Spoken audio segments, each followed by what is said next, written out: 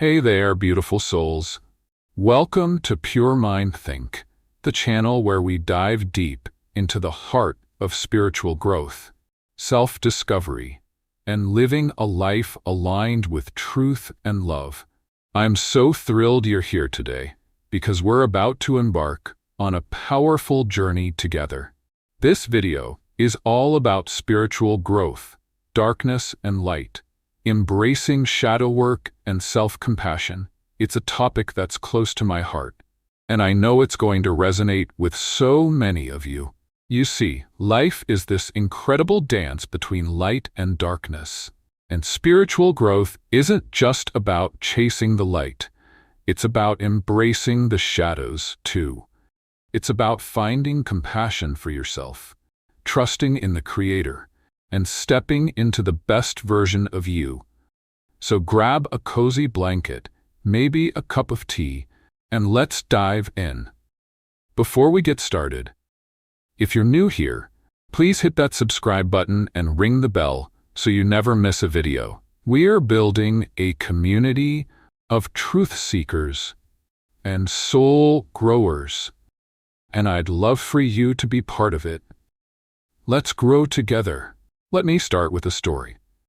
A few years ago, I was living what I thought was a good life.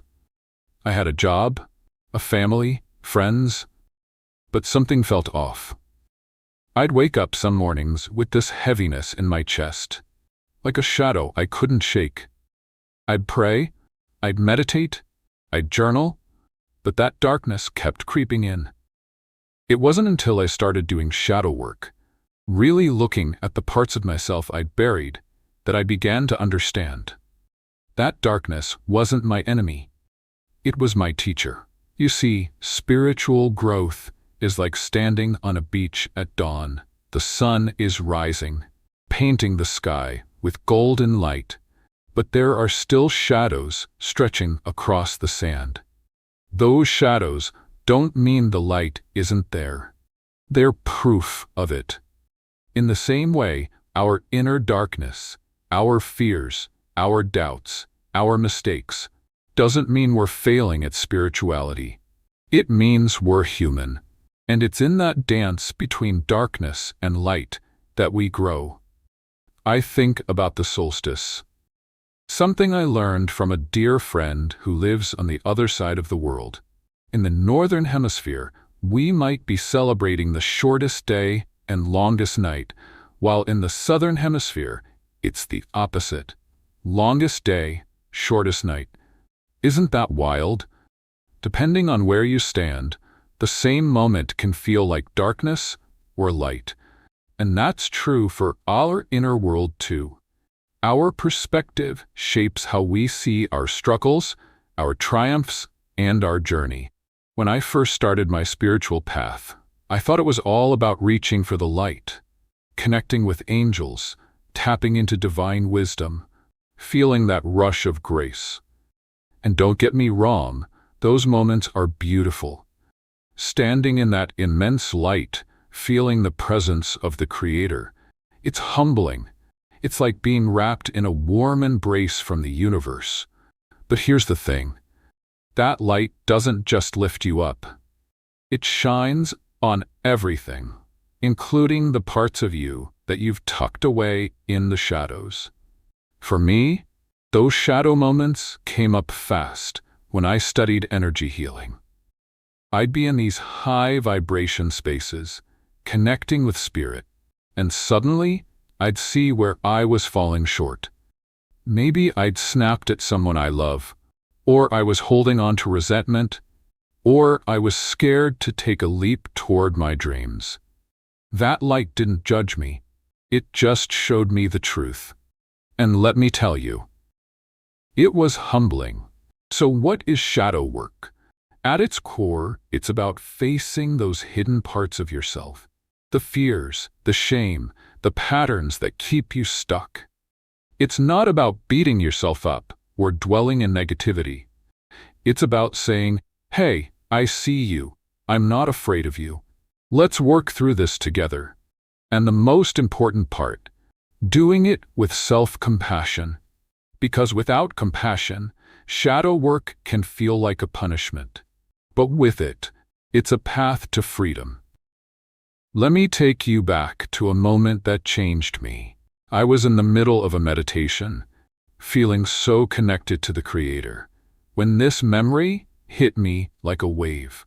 It was from years ago, a time when I'd let anger get the best of me and hurt someone I cared about. I'd buried that memory, convinced I'd moved on. But there it was, staring me in the face. I could have pushed it away, but instead, I leaned in. I asked myself, why did I act that way? What was I afraid of? And I prayed, God, help me understand this. Help me heal. That moment wasn't easy. I cried. I journaled pages and pages. But as I worked through it, I realized that anger came from fear. Fear of not being enough. Fear of being abandoned. And once I saw that, I could start to let it go. I could forgive myself. That's the power of shadow work. It's not about erasing the darkness. It's about understanding it, learning from it, and letting it guide you toward the light. I want to be real with you. Spiritual growth isn't all rainbows and angel wings. It's messy. It's raw. There are days when I look at my life and think, wow, I really missed the mark today. Maybe I wasn't as kind as I could have been. Or I let fear stop me from speaking my truth. And you know what? That's okay. Because every moment is a chance to choose again. To choose light. To choose love. To choose compassion for yourself and others. One thing I've learned is that the Creator doesn't expect us to be perfect. I used to think I had to be this flawless, enlightened being to be spiritual. But that's not how it works. The Creator sees us in our messiness, in our struggles, and loves us anyway. When I pray, when I ask for guidance, I don't hear a booming voice telling me I'm not good enough. I hear a gentle whisper saying, "You're enough. Keep going. I'm with you." That's why I believe shadow work is so sacred. It's not just about fixing yourself. It's about trusting that the Creator made you with purpose, shadows and all. It's about saying, okay, God, I'm ready to look at this. Show me what I need to see. Give me the courage to change. And let me tell you, when you do that, miracles happen. Not the kind of miracles where the skies part and angels sing, though that'd be cool, but the quiet miracles, the moments where you feel lighter, freer, more aligned with your true self. Now let's talk about self-compassion. If shadow work is the act of facing your darkness, self-compassion is the warm hug you give yourself while you're doing it. It's the voice that says, you're doing your best, you're human, you're worthy of love. And trust me, you need that voice on this journey. I remember a time when I was so hard on myself. I'd made a mistake at work, and I spent days replaying it in my head, telling myself I was a failure. I was stuck in this cycle of shame, and it was pulling me further into the darkness. But then I heard this quote that stopped me in my tracks. You can't hate yourself into a version of you that you love. That hit me hard. I realized I had to start treating myself the way I'd treat a dear friend, with kindness, with understanding, with grace. So I started small. I'd catch myself spiraling and say, hey, it's okay. You messed up, but you're learning, you're growing. I'd pray, God, help me see myself the way you see me. And slowly, that self-compassion became a habit.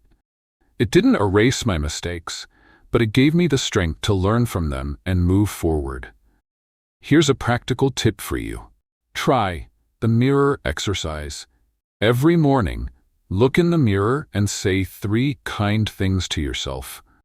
Maybe it's, I'm proud of you for trying. Or, you're doing your best, and that's enough. It feels awkward at first, I won't lie, but over time, it rewires how you talk to yourself. And when you're doing shadow work, That compassionate inner voice is your lifeline. Self-compassion also means trusting in the Creator's plan for you. Sometimes we get so caught up in our darkness that we forget we're not alone. The Creator is with us, guiding us, lighting the way, even when we can't see it. When I'm struggling, I like to imagine myself sitting at the feet of the Creator, just resting in that love. It reminds me that my shadows don't define me.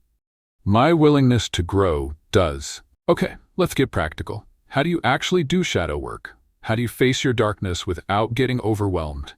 Here are 5 steps that have helped me, and I hope they'll help you too. Step 1. Set an intention. Before you dive in, set a clear intention. Maybe it's, I want to understand why I feel stuck, or I want to heal old wounds. Pray or meditate on it, asking the Creator for guidance. This gives your shadow work purpose and keeps you grounded. Step 2. Journal your triggers. Pay attention to moments that upset you or make you react strongly. Write them down. Ask yourself, what's underneath this? What am I afraid of? For example, if you get mad when someone criticizes you, maybe it's tied to a fear of not being enough. Journaling helps you uncover those hidden layers. Step 3. Practice self-compassion. As you uncover your shadows, be gentle with yourself. Remind yourself that everyone has darkness. It's part of being human. Try affirmations like, I'm allowed to make mistakes, or I'm growing every day. And don't be afraid to pray for strength and clarity. Step 4. Seek guidance. You don't have to do this alone. Talk to a trusted friend, a therapist, or a spiritual mentor. And always, always turn to the Creator. I love praying, God, show me what I need to see. Give me the courage to heal. That connection to the divine is your anchor. Step 5. Take action. Shadow work isn't just about reflection. It's about change. Once you've uncovered a pattern, ask yourself, what can I do differently? Maybe it's setting boundaries, apologizing to someone, or taking a bold step toward your dreams. Small actions add up to big transformation. These steps aren't a one-and-done deal. Shadow work is a lifelong practice, and that's okay. Every time you face your darkness, you're choosing growth. You're choosing light. You're choosing to trust in the Creator's love for you. Here's the beautiful truth. When you embrace shadow work and self-compassion, you transform, not into someone else, but into the truest version of you, the you that the Creator designed you to be. You start to see your darkness not as a flaw, but as a guide, pointing you toward growth, healing, and love. I've seen it in my own life. Those moments when I faced my shadows, my fears, my regrets, my doubts, have been the moments when I felt closest to the Creator. It's like the light of divine love shines even brighter when you're brave enough to look at your darkness. And that light? It's not just for you. It ripples out to your family, your friends, your community. When you grow, you help others grow too. I want you to imagine something with me. Close your eyes for a second. Unless you're driving, of course. Picture yourself standing in a vast, open field. The sun is rising, casting a warm golden light across the grass. You feel the Creator's presence all around you, like a gentle breeze. And in that moment, you know that every part of you, your light, your darkness, your triumphs, your struggles, is loved. You are enough just as you are. That's the promise of spiritual growth. It's not about being perfect. It's about being real. It's about trusting that the Creator is with you, guiding you, loving you through every step of the journey. Wow, we've been on quite a journey today, haven't we? I hope this video has inspired you to embrace your darkness and light. to practice shadow work with self-compassion, and to trust in the Creator's love for you. Spiritual growth is a lifelong adventure, and I'm so honored to be on this path with you. If this video resonated with you, please give it a thumbs up and share it with someone who might need to hear this message. And if you haven't already, hit that subscribe button and join the Pure Mind Think community. We're all about growing together, shining our light, and living with purpose. Leave a comment below and let me know, what's one shadow you're ready to face, and how are you going to practice self-compassion as you do it? I can't wait to read your thoughts. Until next time, keep shining, keep growing, and keep trusting in the Creator's love. I'll see you in the next video.